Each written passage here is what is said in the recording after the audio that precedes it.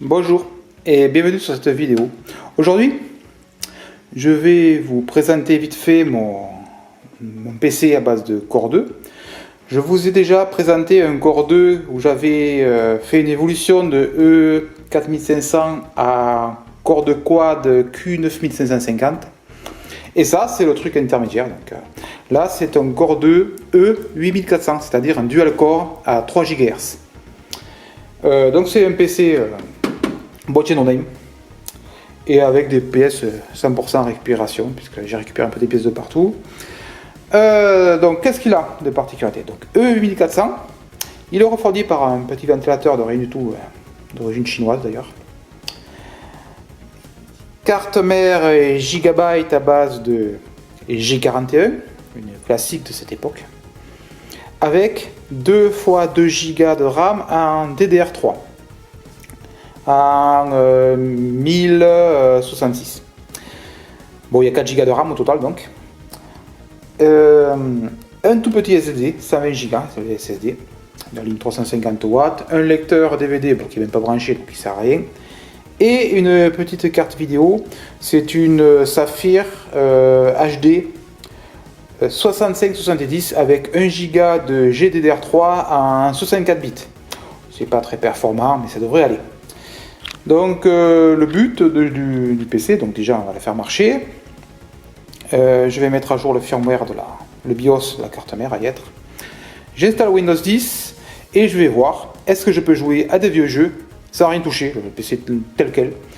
Et j'aimerais bien jouer à des vieux jeux à base de comme Half-Life 2, Portal et Portal 2 bien sûr. Donc c'est des jeux d'époque et devraient tourner là-dessus sans trop de problèmes.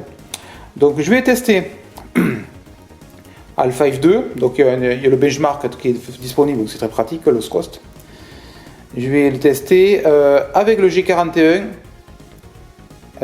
C'est le GPU qui est intégré au chipset, au Northbridge. Il n'est pas intégré dans le CPU, il est intégré sous le Northbridge. Et il partage sa mémoire avec la mémoire principale, bien entendu. Et je vais tester aussi en parallèle avec la petite carte vidéo de rien du tout qui est là. Carte vidéo qu'on peut retrouver 25 € d'occasion.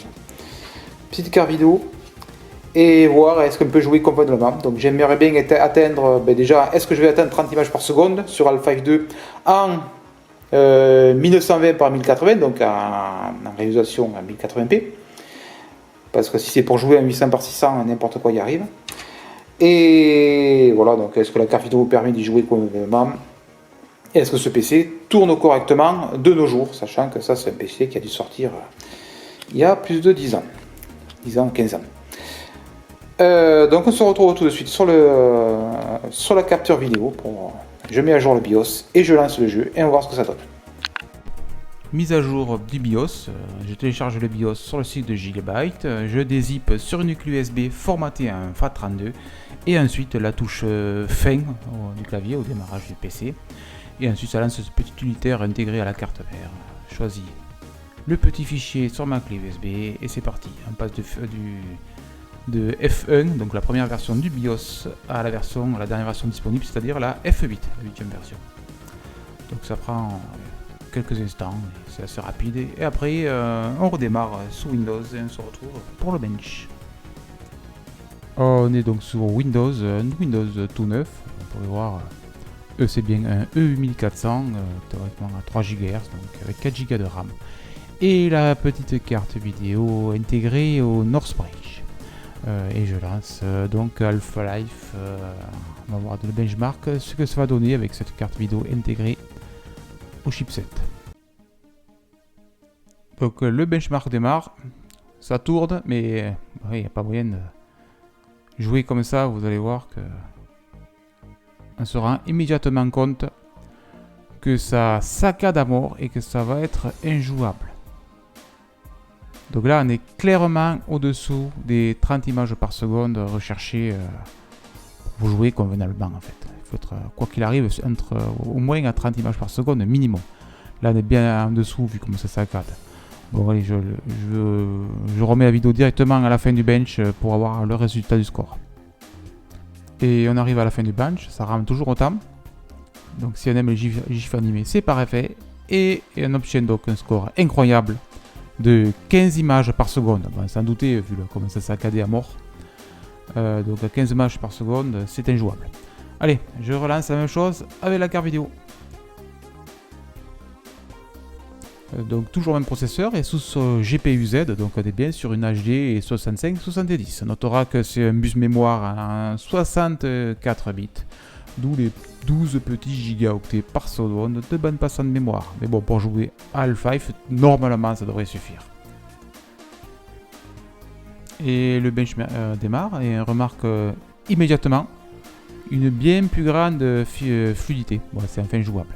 Je notera que ce bench, donc Lost Coast, c'était une espèce de démo du moteur d'Half-Life et qu'à l'époque il était plus lourd que le jeu original. C'est-à-dire que si le bench obtient un score correct sur le bench, sur l'Half-Life 2 ça tournera encore mieux parce que Half-Life 2 est plus léger que sur bench. Après pour Portal ça marchera pareil et Portal 2 j'ai un doute par contre. Mais Portal 1 et Half-Life 2 il n'y aura aucun problème. Donc là, la fluidité est excellente, donc, il ne devrait pas y avoir de problème. On est largement au-dessus de 30 à première vue, parce qu'il n'y a pas le compteur de FPS affiché. On se retrouve comme tout à l'heure à la fin du bench pour voir le résultat. Et on arrive à la fin du bench, comme tout à l'heure, bonne fluidité, aucun problème. Et on est donc à 48 images par seconde, donc aucun problème, on est quasi à 50 images par seconde. Le jeu est donc parfaitement jouable. Comme quoi on peut jouer avec ce vieux PC sans aucun problème. À des vieux jeux bien entendu, les jeux modernes ça marchera pas, ou à la limite vous pouvez jouer à des jeux modernes via le cloud, xCloud, Nvidia, GeForce Now et autres technologies du cloud. Donc j'espère que cette petite vidéo sur ce Core 2 Duo vous a plu et à bientôt.